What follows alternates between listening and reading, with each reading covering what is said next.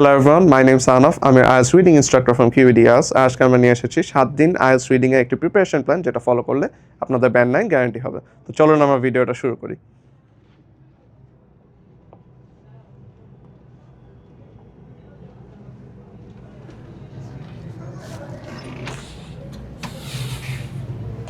Section 1 IELTS reading a reality. IELTS reading a reality. রিডিংয়ের জন্য আপনাদের passage থাকবে, যে প্যাসেজগুলো দেখবেন যে হচ্ছে অনেক বড় বড়, আপনার এক্সামিনাররা এক্সপেক্ট করতেছেন যে আপনি পুরো প্যাসেজটা রিডিং করে একবার শেষ করতে পারবেন। আমরা কন্টিনিউ করি। IELTS রিডিং একাডেমিক আর জেনারেল ট্রেনিং উভয়েরই 60 মিনিট সময় থাকে। 60 মিনিটের মধ্যে 3টা প্যাসেজ থাকে, আর 3টা প্যাসেজের মধ্যে 40টা প্রশ্ন থাকে। এই 40টা কোয়েশ্চেন আপনি দেখবেন যে 3টা প্যাসেজের মধ্যে সুন্দরভাবে সমানভাবে জাস্ট ভাগ করা আছে। এটা নিয়ে আমরা কথা বলবো অবশ্যই। প্যাসেজ কঠিন কেমন হয় এটার এক্সপ্লেনেশন দেখবেন, যে হচ্ছে প্যাসেজ যেহেতু আমাদের 3টা থাকে, জিনিসটা আস্তে আস্তে আস্তে করে কঠিন হতে থাকে। ফার্স্টের প্যাসেজটা দেখবেন যে মাঝারি লেভেলের হয়, it's not gonna B that difficult, like সামান্য মাঝারি পজিশনে। প্যাসেজ 2 দেখবেন যে হালকা একটু কঠিন হয়েছে, it might be a directional passage, যে হচ্ছে আপনাকে ছবি দেওয়া থাকবে, ওইখান থেকে এক্সপ্লেন করতে হবে যে হচ্ছে কোন দিকে যেতে হবে বা হচ্ছে কীভাবে আপনার লাইব্রেরিতে পৌঁছাতে পারবেন। ওই ছবিটা ফলো করে বেসিকলি এক্সপ্লেনেশনের বেসিসে আপনার ওই এমসিকিউগুলো দেওয়া থাকবে, তারপর আপনার আনসার করা লাগবে। আর প্যাসেজ 3তে সবচেয়ে কঠিন একাডেমিক লেভেল যেটা, মানে প্যাসেজ 3 হচ্ছে সবচেয়ে কঠিন হওয়ার কথা। দেখবেন যে হচ্ছে মানে আপনার এমসিকিউগুলো যদি হচ্ছে সবচেয়ে কঠিন হয়, প্যাসেজ 3তে যে একটু আটকানোর চান্স আছে। তো আমি সবসময় রেকমেন্ড করি যে হচ্ছে এই প্যাসেজ ফ্লোটা ফলো করার সময় প্যাসেজ 1 হচ্ছে যখন মাঝারিগুলো কোয়েশ্চেন দিতেছেন, ফার্স্ট 15 মিনিটে মাঝারিগুলো শেষ করে ফেলবেন, দেখবেন 10 মিনিটে শেষ হয়ে গেছে, কাজ ইট ইজ ইজিয়ার। প্যাসেজ 2তে দেখবেন যে আরেকটু বেশি সময় লাগছে, ওই 12-13 মিনিট লাগছে। কিন্তু প্যাসেজ 3তে যে সময়টা সেভ হয়, মনে করেন যে 15 মিনিট বাকি আছে, আপনার 15 মিনিটই লাগবে দেখবেন যে প্যাসেজ 3টা শেষ করার জন্য। শেষ করার পরে কিছু দেখবেন যে আপনি গেস করছেন, ওই গেস আনসারগুলো আপনি দাগায় রাখবেন অবশ্যই। ওই দাগায় রাখার সময় আপনি যখন আবার ফেরত যাবেন প্যাসেজ 3 প্যাসেজটাতে, আপনি মিলাই দেখবেন যে হচ্ছে আমি কি আসলে মানে সঠিক আনসারটা দিতেছি নাকি। তো সঠিক আনসারটা দিতেছি নাকি এটা মেলানোর জন্য হচ্ছে দেখবেন যে 15 মিনিট সময় চলে যাবে। এই 3 নাম্বার প্যাসেজেই দেখবেন যে আমরা বেশিরভাগ আটকাই। তো এই যে ফরম্যাটটা, এখান থেকে হচ্ছে আপনাদের বের হয়ে আসার জন্য, যে হচ্ছে প্যাসেজ 3 এর যে প্রবলেমটা, এটা বাইর হয়ে আসার জন্য আমাদের কিছু টিপস আছে, যেটা হচ্ছে আমরা এখন কন্টিনিউ করবো। এই 7 দিনের প্ল্যানটা ফলো করলে অবশ্যই এই প্রবলেমটাও দূর হয়ে যাবে। আমরা নেক্সট স্লাইডটাতে যাই।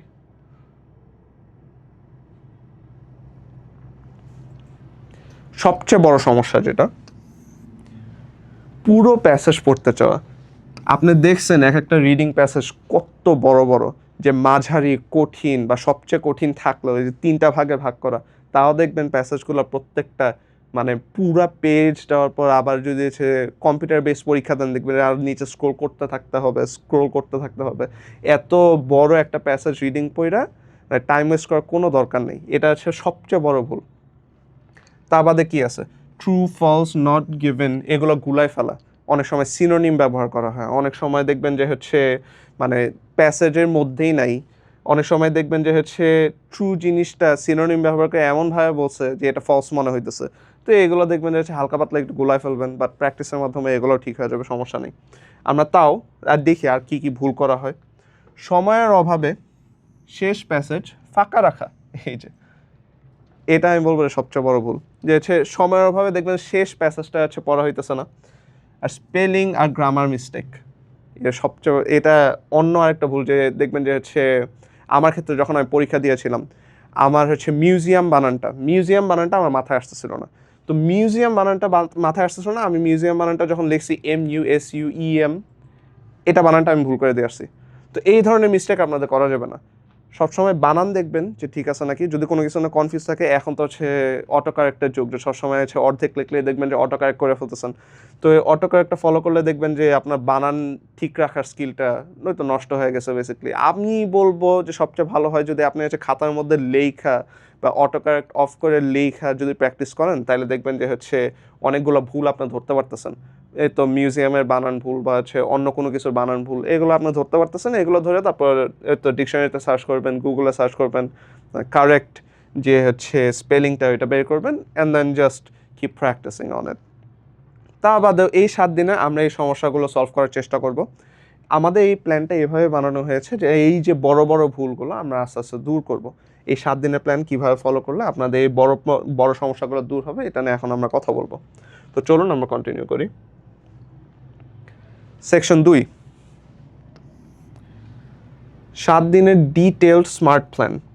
দিন 1 থেকে 2, বেসিক স্কিল বিল্ডিং। ক্যামব্রিজ 18 আর 19 বই থেকে যদি প্রতিদিন 2টা ফুল প্যাসেজ প্র্যাকটিস করেন তাহলে দেখবেন যে আপনার রিডিংয়ের জড়তাটা কাটায় গেছে।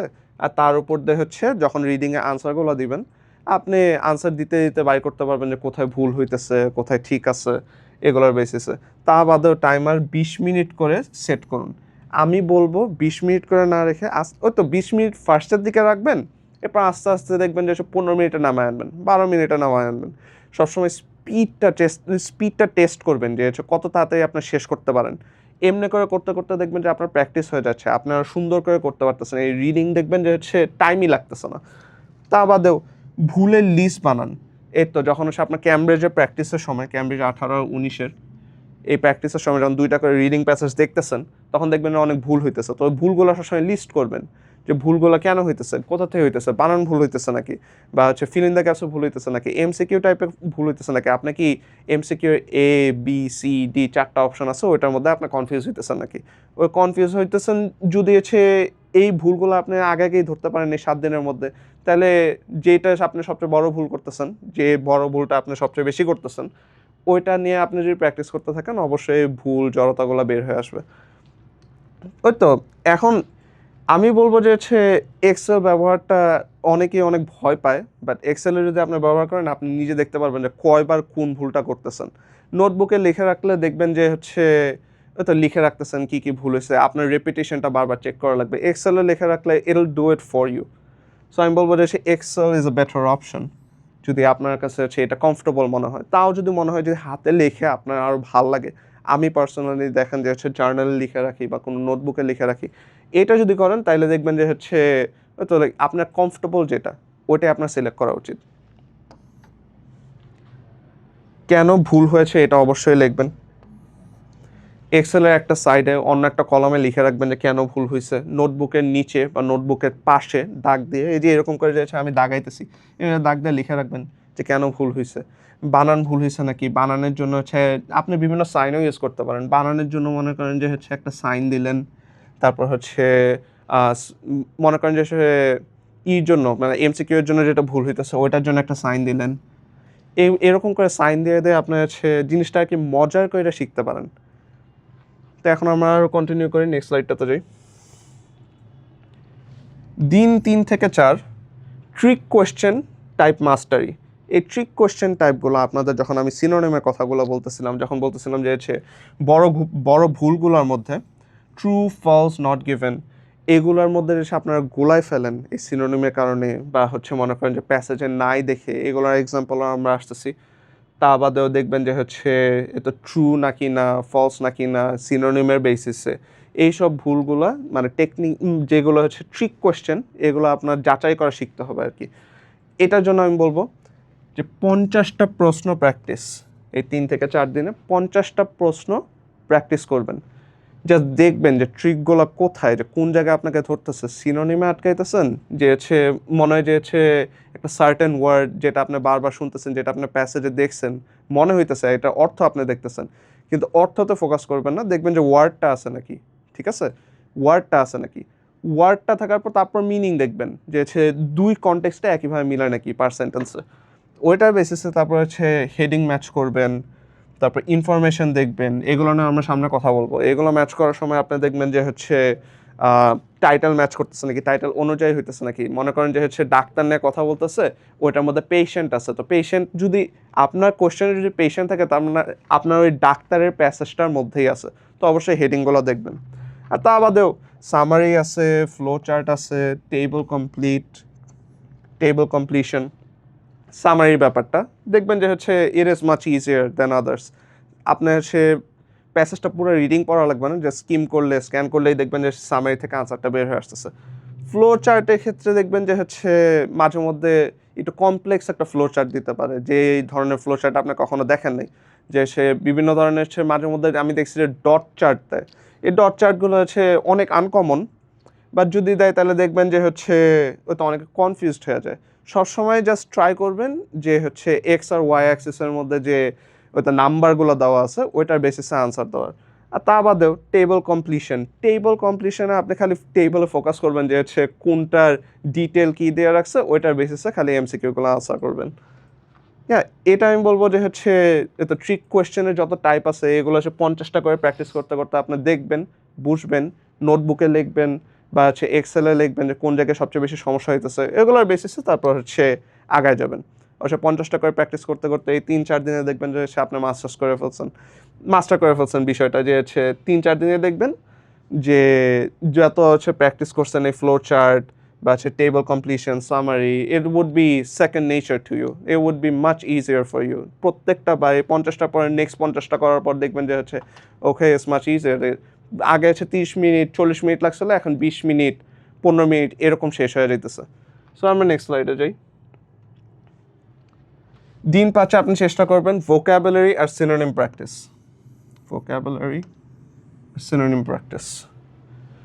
ভোকাবুলারির ব্যাপারটা হচ্ছে এতে যেটা বললাম যে মাঝে মধ্যে যে ট্রু ফলস গুলায় ফেলেন because you don't know what the word means, এটার জন্য ভোকাবুলারি খুব ইম্পর্টেন্ট। আর তা বাদে এই যে সিনোনিমের ব্যাপারটা মাঝে মধ্যে মনে করবেন যে হচ্ছে একটা সেন্টেন্সের যে মিনিংটা ওইটা প্যাসেজের মধ্যে নাই, কারণ একটা ডিফারেন্ট সিনোনিম ইউজ করছে যেটার ব্যাপারে আপনি জানেন না। তো চেষ্টা করবেন যে ভোকাবুলারি আর সিনোনিমের ব্যালেন্সটা যাতে ঠিক থাকে, আপনারা প্র্যাকটিস করতে থাকেন এই হচ্ছে 5 নাম্বার দিনে। তা বাদে কি এই একাডেমিক ওয়ার্ড লিস্ট রিভাইজ, মানে একাডেমিক ওয়ার্ড লিস্টের যে হচ্ছে লিস্টগুলো আছে এগুলো আপনি ফলো করতে থাকবেন। দেখবেন যে হচ্ছে প্রতিদিন 30টা করে নতুন সিনোনিম মুখস্থ করবেন, আস্তে আস্তে হচ্ছে শিখতে থাকবেন। তা বাদে হচ্ছে এতে 30টা করে যে হচ্ছে সিনোনিম শিখতেছেন এগুলোর মধ্যে আপনার ভোকাবুলারিটাও বাড়তেছে, আপনার হচ্ছে যতগুলো ওয়ার্ড আছে সব কিছু আপনি শিখতেছেন। 30টা আমি বলবো যে হচ্ছে 30টা একটু বেশিই করবেন, মানে হচ্ছে 30-40টা আস্তে আস্তে করে আপনি যখন কমফোর্টেবল ফিল করবেন তখন আরও করে বেশি বেশি করে দেখবেন। আমি বলবো যে হচ্ছে রেগুলার সিনোনিম যেগুলো আপনার সবসময় ইউজ করে থাকেন, আমি বলবো বাংলায় কথা বলার সময় আপনার যেসব ওয়ার্ডগুলো ইউজ করেন এগুলো আপনার ইংলিশে ট্রান্সলেট করবেন। ইংলিশে ট্রান্সলেট করার পর এগুলোর সিনোনিমগুলো খুঁজবেন যে আচ্ছা ঠিক আছে এটার সিনোনিমটা কি আমি জানি নাকি। তো আপনার যদি বাংলা ট্রান্সলেশনটা আপনার মাথার মধ্যে থাকে তাহলে দেখবেন যে হচ্ছে ভোকাবুলারি প্র্যাকটিস অনেক ইজি হয়ে যাইতেছে, কারণ আপনি বুঝতে পারবেন যে নর্মাল কথোপকথনে আপনি এসব উঠে আসতেছে। সো রিডিংয়ের সময় it will be much easier for you. এগুলো কোনো সমস্যা হওয়ার কথা না। আমার মনে হয় যে হচ্ছে এই 5 নাম্বার দিনে আপনার যে প্র্যাকটিসটা হবে, মানে হচ্ছে যে 30টা করে যে সিনোনিম মুখস্থ করবেন, দেখবেন যে এটা হচ্ছে it'll carry on to your reading. যখন হচ্ছে বড় ভুলগুলো করতেছেন এগুলো আস্তে আস্তে দূর হয়ে যাবে, এই সমস্যাগুলো আর হবে না। নেক্সট স্লাইডে যাই আমরা। দিন 6 ফুল মক টেস্ট। এটা হচ্ছে সবচেয়ে ইম্পর্ট্যান্ট।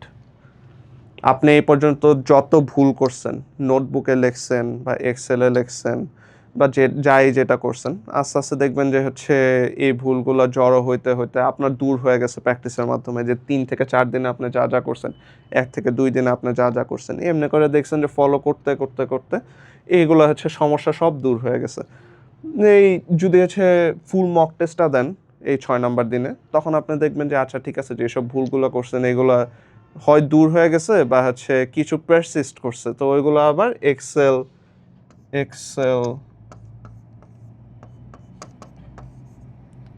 বা নোটবুক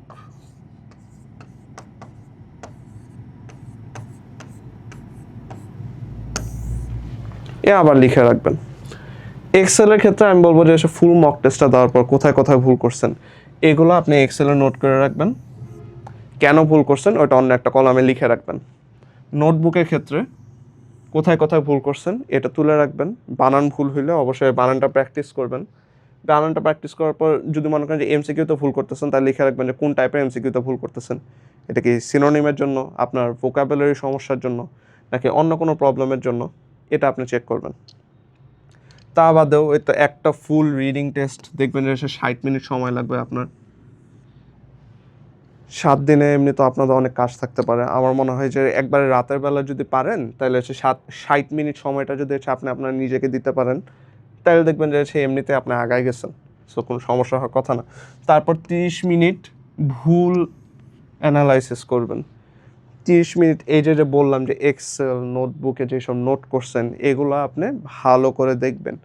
দেখবেন যে কোথায় ভুল করতেছেন, ভোকাবুলারিতে নাকি, বা রিডিংয়ে নাকি, বা হচ্ছে আপনার কি মানে রিডিং শেষ করতে পারতেছেন নাকি, প্যাসেজটা আপনি পড়ে শেষ করতে পারতেছেন না নাকি, নাকি হচ্ছে আপনাদের এই যে ভোকাবুলারিতে সমস্যা হচ্ছে, সিনোনিমে সমস্যা হচ্ছে। এটা পুরোপুরি আপনাদের উপর যখন আপনারা টেস্ট করতে থাকবেন। ইয়া, তা বাদেও দেখি আর কি আছে। দিন নাম্বার 7-এ আপনি দেখবেন যে হচ্ছে রিভিশন দিতেছেন বা হচ্ছে যে উইক পয়েন্টগুলো ফিক্স করতেছেন। আপনি মক টেস্ট দিচ্ছেন একটা। মক টেস্টটা দেওয়ার পর আপনার একটা মানে ধারণা আসছে যে হচ্ছে কীভাবে পরীক্ষাটা যাবে, কি ভুল করতেছেন। এই নোটবুক আর এক্সেলে হচ্ছে আপনি লিখে রাখছেন। এগুলা তারপর দেখবেন, প্র্যাকটিস করবেন, আর আবার হচ্ছে রিভিশন দিবেন। এই উইক পয়েন্টগুলো ফিক্স করবেন। বানানের ভুল হইতেছে, বানানগুলো দেখেন। যেটা বললাম যে বাংলায় কথা বলার সময় এটা আপনারা ইংলিশে প্র্যাকটিস করবেন। ইংলিশে প্র্যাকটিস করার পর যখন ট্রান্সলেট করবেন, ট্রান্সলেট করার পর দেখবেন যে অনেকগুলো ওয়ার্ডেরই আপনার মিনিং জানেন না। যে হচ্ছে অনেক বাংলা ওয়ার্ডেরই আপনি দেখবেন যে ইংলিশ মিনিংগুলো জানেন না। তো ওইগুলো দেখবেন যে গুগলে সার্চ করবেন, গুগলে সার্চ করার পর বাই করবেন।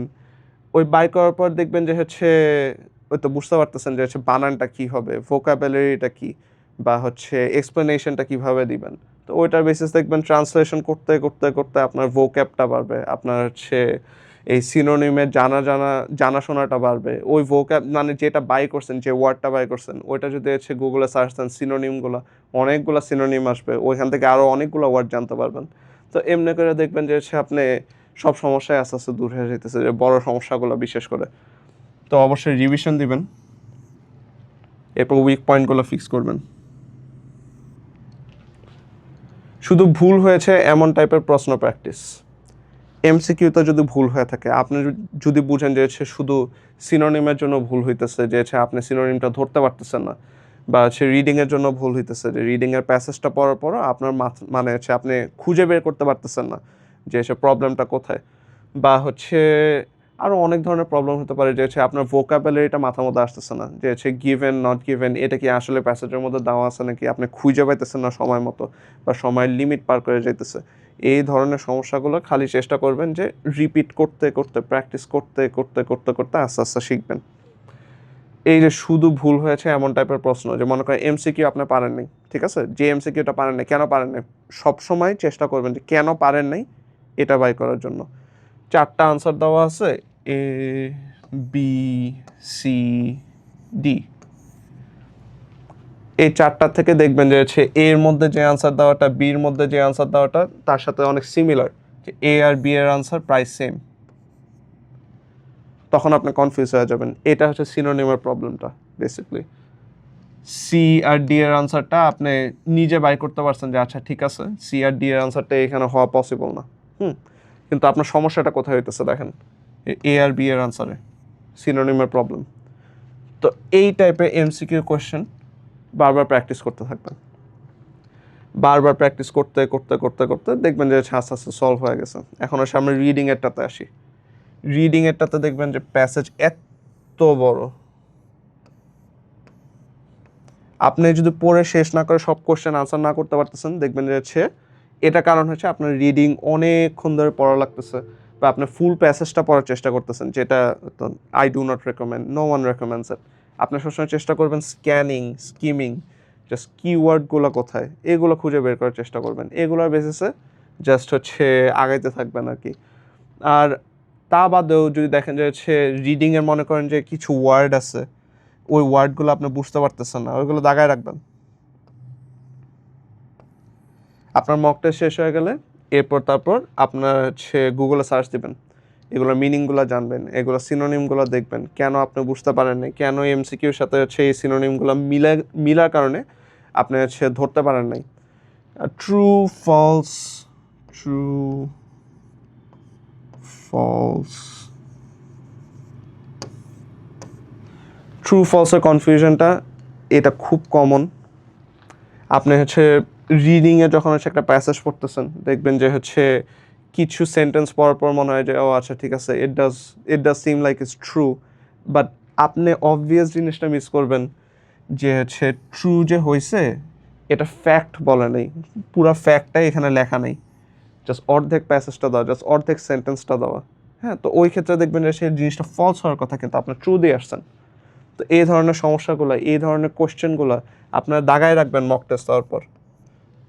দাগায় রাখার পর জাস্ট প্র্যাকটিস করতে থাকবেন, বারবার প্র্যাকটিস করতে থাকবেন। এই যে এখানে লেখা যাচ্ছে লাস্ট 20টা টেস্টে কেমন ভুল রিভিউ করছেন, কী এরকম ভুল করছেন, এগুলো বারবার রিভিউ করবেন, ঠিক আছে? এইভাবে করে সব কটা ভুল বারবার বের করবেন, বারবার রিভিউ করবেন, আস্তে আস্তে প্র্যাকটিস করবেন, দেখবেন যে আস্তে আস্তে হচ্ছে এই তো যতটা কাটা গেছে and you'll be able two answer the questions with confidence, কোনো সমস্যা ছাড়া। নেক্সট স্লাইডটা যাই। সেকশন 3, গেম চেঞ্জার টেকনিক, সবচেয়ে ইম্পর্টেন্ট এই যে স্মার্ট স্কিমিং অ্যান্ড স্ক্যানিংয়ের ব্যাপারটা। আপনাদের যে বললাম রিডিংয়ের প্যাসেজটা এত বড় থাকে,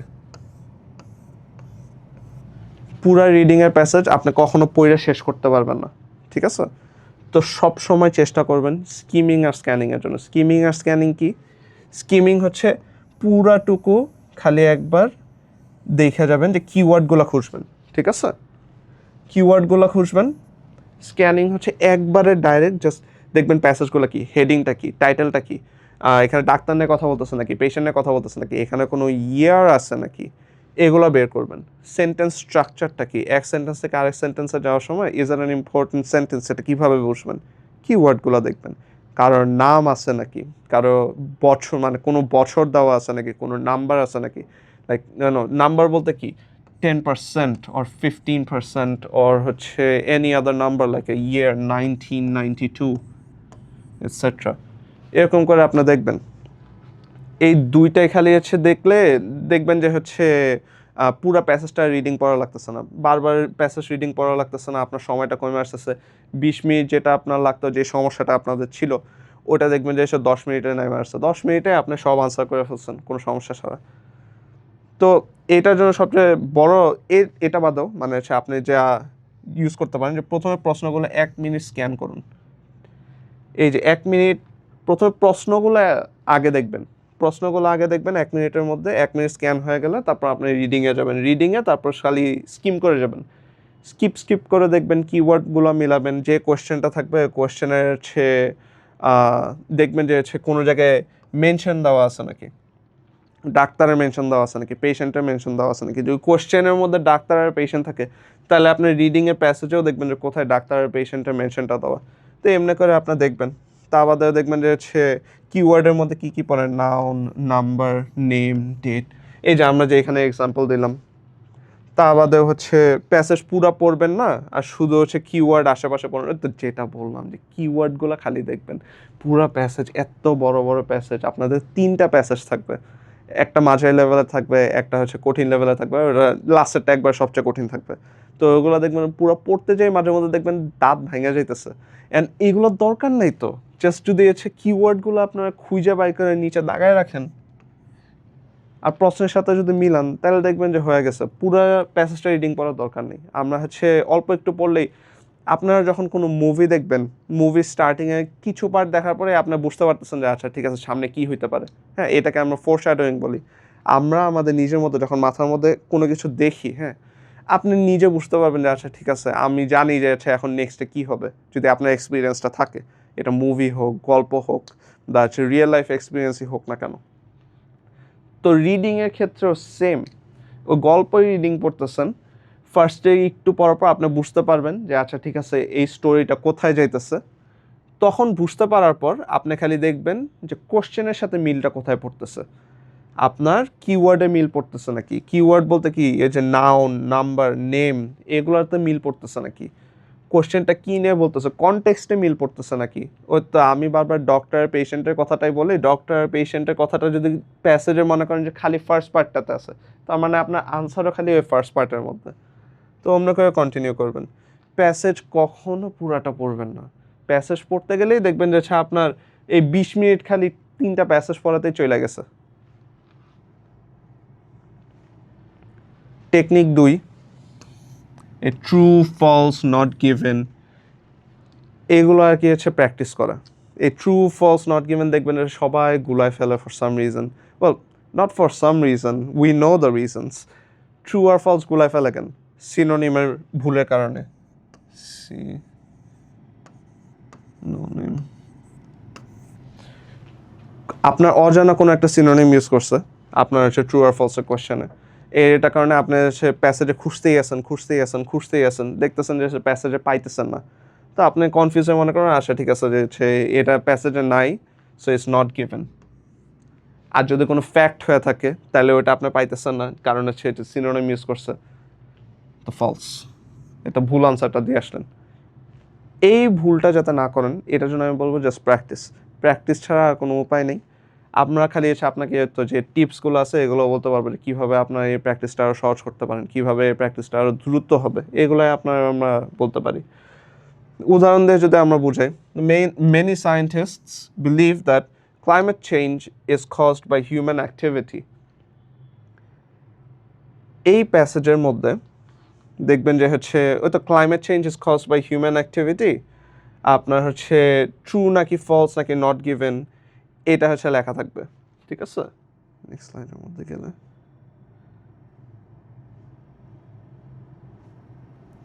উদাহরণটা আবার দেখি, many scientist believe that climate change is caused by human activity. হ্যাঁ, তো ট্রু ফলস নাকি নট গিভেন, হ্যাঁ এখানে ফ্যাক্ট নাকি আমরা চেক করি। মেনি সায়েন্টিস্ট বিলিভ, ঠিক আছে, এখানে মেনি বলছে, এখানে বলেন যে সব সায়েন্টিস্ট, ঠিক আছে, মেনি সায়েন্টিস্ট, এটা হচ্ছে নোটিস করা উচিত। বিলিভ দ্যাট ক্লাইমেট চেঞ্জ, ঠিক আছে, ক্লাইমেট চেঞ্জ নিয়ে আমরা কথা বলতেছি, এটা আপনারা মাথায় রাখবেন, is caused by human activity. এটা ফ্যাক্ট প্রদর্শন করছে যে হিউম্যান অ্যাক্টিভিটির কারণে এই ক্লাইমেট চেঞ্জটা হয়েছে। এখন এটা হচ্ছে আপনার প্যাসেজে আসে নাকি, ঠিক আছে, হিউম্যান অ্যাক্টিভিটি কোথায় দেওয়া, ক্লাইমেট চেঞ্জ কোথায় দেওয়া, আর মেনি সায়েন্টিস্ট বলছে নাকি অল সায়েন্টিস্ট বলছে, এগুলো খেয়াল রাখা উচিত, ঠিক আছে? আমরা যদি নেক্সট স্লাইডটাতে যাই, এই যে প্রশ্ন কি, climate change is definitely caused by humans, এই যে দেখছেন, ডেফিনেটলি কজড বাই হিউম্যানস, আমরা যদি আগের স্লাইডটাতে যাই, এখানে কোথাও ডেফিনেটলি দেওয়া আছে? কোনো জায়গায় ডেফিনেটলি দেখতেছেন? বা কোনো জায়গায় কোনো কনক্রিটভাবে বলছে যে হচ্ছে হিউম্যান অ্যাক্টিভিটির কারণে ক্লাইমেট চেঞ্জ হইতেছে? না, কারণ এখানে ডাইরেক্ট লেখা মেনি সায়েন্টিস্টস। এখানে ফ্যাক্ট যে দেওয়া, it is proven by many scientists, হ্যাঁ, নট এ ফুল ফ্যাক্ট। সব সায়েন্টিস্ট বলতেছে না, বা এটা কনক্রিট না, ঠিক আছে? তো এই ভুলটা করে না, এইটা বলছে দেখে সে আপনি ডেফিনেটলি বলতে পারেন না, তো এটা অবশ্যই ফলস হবে, ঠিক আছে? বিলিভ শব্দ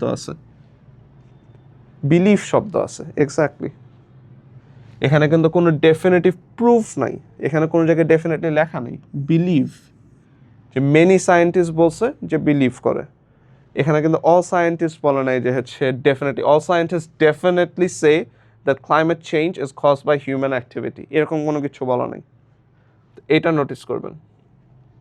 তা বাদে scientists are worried about climate change, হ্যাঁ এরকম কি কোনো কিছু লেখা আছে?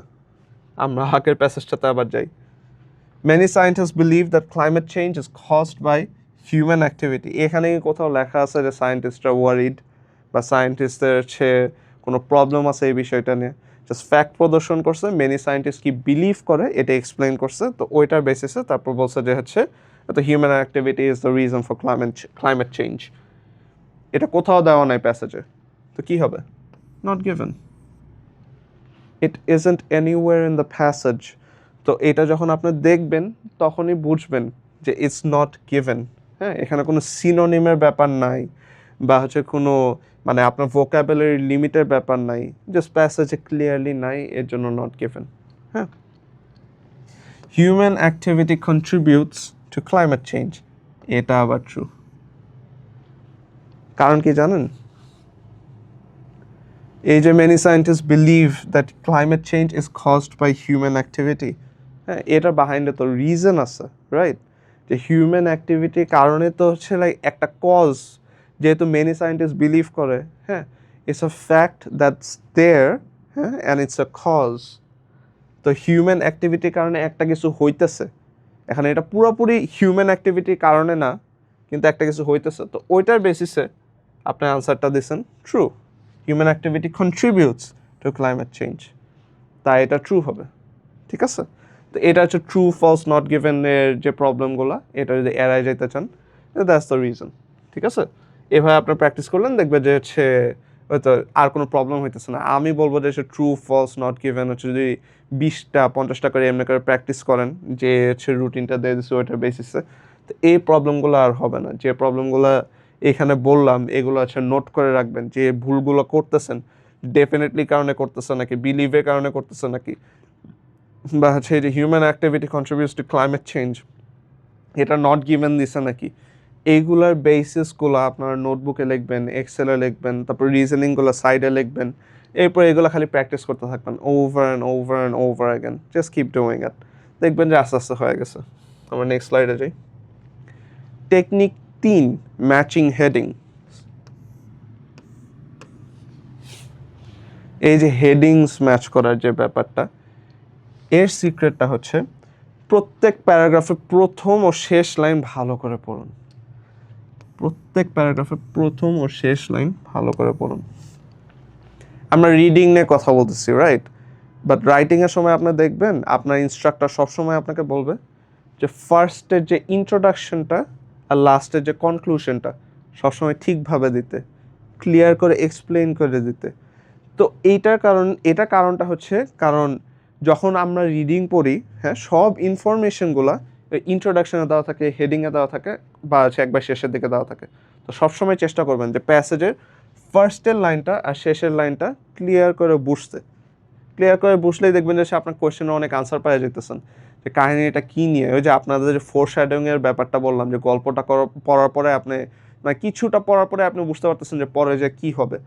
তো ওইটা নিয়ে যদি আপনি দেখেন যে সে ফার্স্ট লাইনটা শেষের লাইনটা পড়ার পর, তো বুঝবেন যে আচ্ছা ঠিক আছে মাঝখানে কী কী লেখা আছে, হ্যাঁ, কী কী লেখা থাকতে পারে, কাকে নিয়ে লেখা থাকতে পারে, বা হচ্ছে ওই তো কী কাহিনী নিয়ে লেখা থাকতে পারে, এইগুলো নিয়ে হচ্ছে আপনি ক্লিয়ার হয়ে যাবেন। তা বাদে হেডিংয়ের মেইন আইডিয়া মিলিয়ে নিন, যে হেডিংয়ে যে হচ্ছে মেইন আইডিয়াটা আপনার হচ্ছে এই যে ফার্স্ট ইন্ট্রোডাকশনটা পড়ার সময় আপনারা কি বুঝছেন যে এটা কী নিয়ে কথা বলতেছে। আপনারা হচ্ছে মুভি দেখার সময় ফার্স্টের দিকে দেখবেন যে হচ্ছে দে ইন্ট্রোডিউসিং দ্য ক্যারেক্টার্স, হ্যাঁ, গেম খেলার সময় দে ইন্ট্রোডিউসিং দ্য ক্যারেক্টার্স। আপনি কাকে নিয়ে খেলতেছেন বা হচ্ছে কী মুভি দেখতেছেন কার পার্সপেক্টিভ থেকে, এগুলা আগে এক্সপ্লেইন করে, আগে বুঝায়। তো ওইটার বেসিসে দেখবেন যে যখন হচ্ছে আপনি গল্প পড়তেছেন বা হচ্ছে যখন আপনি রিডিং করতেছেন এই আইএলসের ক্ষেত্রে, দেখবেন হচ্ছে হেডিংয়েই মেইন আইডিয়াটা দিয়ে দিচ্ছে, হ্যাঁ, এক্সপ্লেইন করতেছে। যেমন মনে করেন যে হচ্ছে তো ক্লাইমেট চেঞ্জ নিয়ে কথা বলতেছে, হেডিং পড়লে তো বুঝতে পারবেন, কারণ হেডিংয়ে তো কিছু লেখা থাকবে যে হচ্ছে ও আচ্ছা ঠিক আছে যে হচ্ছে হিউম্যান অ্যাক্টিভিটিস আর কজিং ক্লাইমেট চেঞ্জ।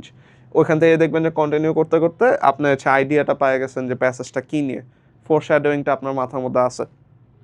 ওইটাই দেখবেন যে একই হেডিং বেশি ব্যবহার হয় না, একই হেডিং দেখবেন যে হচ্ছে বেশি ব্যবহার হয় না। এটা কারণ হচ্ছে যে ফার্স্টের দিকে আপনি যখন ইন্ট্রোডাকশনটা দেন, হ্যাঁ, রাইটিংয়ের সময়, তখন দেখবেন যে হচ্ছে ইন্ট্রোডাকশনের যে লেখাগুলো ওইগুলো হচ্ছে মাঝের মধ্যে সেরকম কিন্তু রিপিট করা হয় না। ওই একইভাবে রিডিংয়ের যে প্যাসেজটা আপনি যে ইন্ট্রোডাকশনে যা দেখছেন, যা হেডিংটা দেখছেন, হ্যাঁ, ওটা দেখবেন যে বারবার রিপিট হইতেছে না মাঝখানে। তো হেডিংয়ের যে ইনফরমেশনটা ওটা আপনার মাথার মধ্যে গাইতে গেছে, ওই ইনফরমেশনটা দিয়ে আপনার প্রশ্নে অনেকগুলো আনসার পেয়ে যাবেন, অনেক ধরনের সে মানে আইডিয়া অলরেডি মাথার মধ্যে আইসে পড়বে যে কীভাবে এক্সপ্লেইন করতে হবে, কীভাবে কী করতে হবে। তো ওইটার বেসিসে আগাই আমরা। Next question, technique 4, summary completion. এই যে সামারি কমপ্লিশনের যে ব্যাপারটা, যেটা আমি বারবার বলতেছি যে রিডিং এত বড় হয়,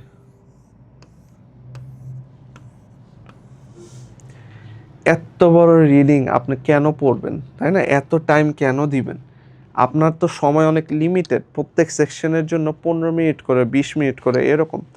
তো রিডিংয়ের সময় আপনি দেখবেন যে হচ্ছে এই যে সামারি বা হচ্ছে কিওয়ার্ড, হ্যাঁ, যে সামারাইজ করার চেষ্টা করবেন কিওয়ার্ড দিয়ে, স্কিমিং করবেন, স্ক্যানিং করবেন, তা বাদে গ্রামার দেখবেন, ঠিক আছে, নাউন নাকি ভার্ব নাকি অ্যাডজেক্টিভ, অনেক সময় অ্যাডজেক্টিভ আর ভার্ব মানে সে কোন টেন্সে বলতেছে এগুলোর বেসিসে আপনি বুঝতে পারবেন, অনেক কনটেক্সট পাবেন যে পাস্ট নিয়ে কথা বলতেছেন নাকি হচ্ছে ফিউচার নিয়ে কথা বলতেছেন। এইরকম অনেক ধরনের এক্সাম্পল পাবেন। এরপর দেখবেন যে হচ্ছে ওই তো আবার ফোর শ্যাডোয়িংটা মাথার মধ্যে আইসা পড়ছে, হ্যাঁ, কাহিনীটা আপনার মাথার মধ্যে আইসা পড়ছে যে এই জিনিসটা এইটা নিয়ে যে স্টোরিটা আমি হচ্ছে পড়ে যাব। ও আচ্ছা ঠিক আছে, এখানে আমার কোয়েশ্চেনের আনসারটা, হ্যাঁ। আমি কিন্তু পুরাটুকু রিডিং পড়ি নেই, জাস্ট যতটুকু দরকার, হ্যাঁ, আমার আনসারটা পর্যন্ত। ওই আনসারটা মনে করেন যে হচ্ছে কিওয়ার্ড যে দেখতেছি 1989 কোথাও লেখা আছে, বা হচ্ছে ক্লাইমেট চেঞ্জ নিয়ে আমরা কথা বলতেছি না, ওইটা নিয়ে লিখি ক্লাইমেট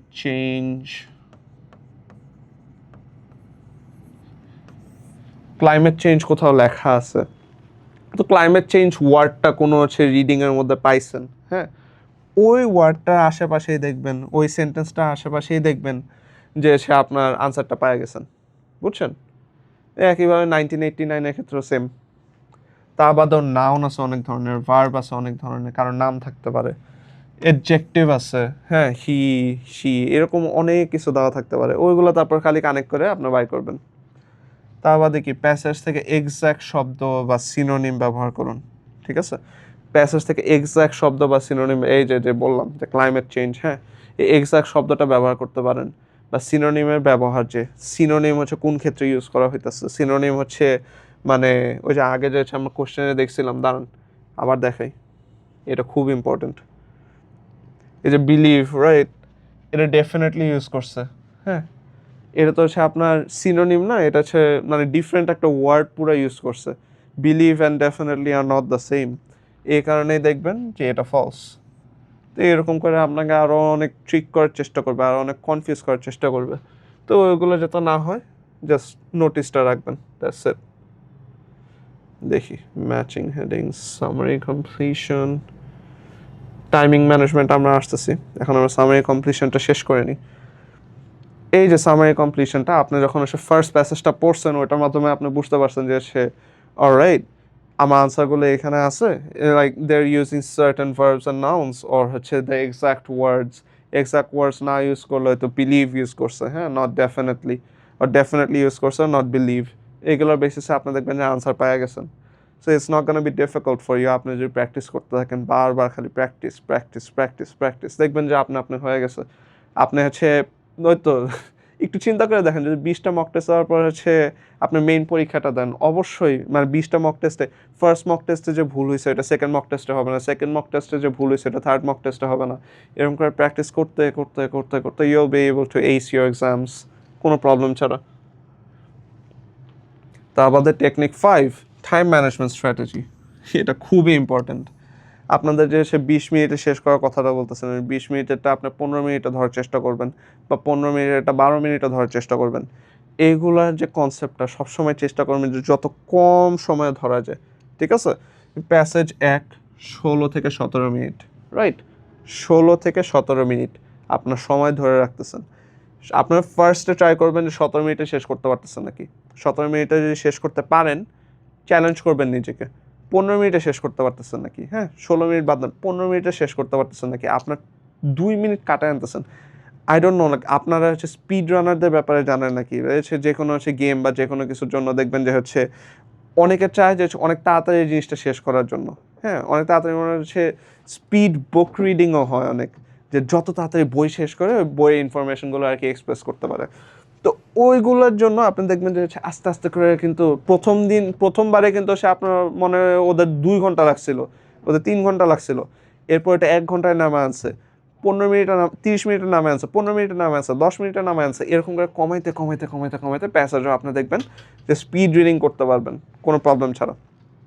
আপনার 15 মিনিটে যদি শেষ করে ফেলেন, আপনার কাছে আরও টাইম থাকবে এটা এক্সপ্লেন করার জন্য, যে হচ্ছে এক্সপ্লেন করার জন্য না, মানে হচ্ছে কোনো ভুল হয়েছে নাকি রিভিশন দেওয়ার জন্য, because you can fix your mistakes একবার। যদি এসে কম্পিউটার বেসড আইএলটিএস এক্সামটা দেন, তাহলে দেখবেন যে হচ্ছে ওই প্রবলেমটা আর হবে না। তা বাদে হচ্ছে প্যাসেজ 2, এই যে 19 থেকে 20 মিনিট আপনি টাইম নিয়ে করবেন, এটা আর একটু কমায় আনতে পারবেন 15 মিনিটে। প্যাসেজ 3 21 থেকে 22 মিনিট, এটা প্র্যাকটিস করতে থাকবেন, প্র্যাকটিস করতে দেখবেন যে এটাও আপনি, এটা যেহেতু সবচেয়ে কঠিন, আমি বলবো যে সে তো 20 মিনিটের নাম আনতে পারবেন। তা বাদে 3 থেকে 4 মিনিট দেখবেন যে সেহেতু আনসার শিটে ট্রান্সফার শেষের 3 থেকে 4 মিনিট আপনি সব আনসারগুলো পাওয়ার পর হ্যাঁ যখন আপনি কনফিডেন্ট তখন খালি সুন্দর করে আনসারটা ট্রান্সফার করে দেবেন। পেপার বেসড হইলে তো এমনি হচ্ছে গেসগুলো দাগায় রাখবেন তারপর দাগায় দিবেন।